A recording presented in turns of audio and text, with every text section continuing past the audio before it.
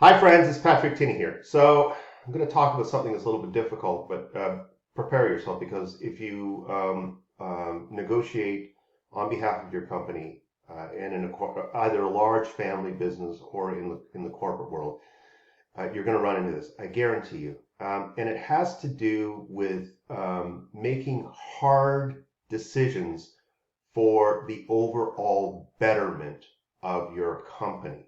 So I run into this a couple of times where the markets that I was negotiating on behalf of thought that their offering was superior to the other markets within their group. It's kind of like an internal gamesmanship, if you will. I mean, people think that they own a market. Well, I'm sorry, you don't own the market. You may have dominance in a market for a period of time, but you don't own it. I mean, there's so many examples of companies that have been crushed throughout the last 20 years because when the internet arrived, it just flipped everything upside down, and we ended up with a buyer's market, and then you ended up with a technology market, and then you ended up with God knows how many markets that were just rolling everything over and destroying the old models. So that's one scenario. And people, believe me, are going to get so ticked off because they think that their value creation is better than the rest and that they deserve outsized returns for something that's the same as everybody else. I'm sorry, okay? That's part of the deal. Part of the deal number two is when you've got to walk away from a piece of business, when you look at it, you've examined it, and you go, yeah, you know what?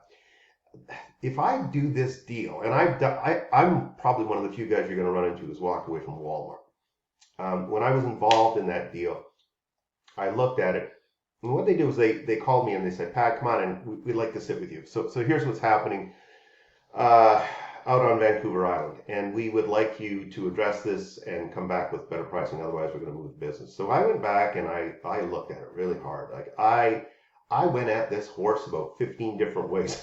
Even tried to crawl over the top of the horse and get on it backwards and try and make it fit. I couldn't do it. So I went to my senior people and I just sort of said at head office, I said, get ready because there is a poop storm that is going to come our way and we're going to absolutely get splattered and yours truly is going to be the front man and I'm going to get creamed. And I know I'm going to get creamed. And it happened. People actually hated me for years for the decision to walk away. But I knew if I didn't walk away, I would end up with a situation where I had price contagion that could spread right across Canada. And I wouldn't be able to stop it because I would be de facto commoditizing my own product, which is just crazy. You don't ever want to do that, especially when you have market advantages that are unique to you. Okay?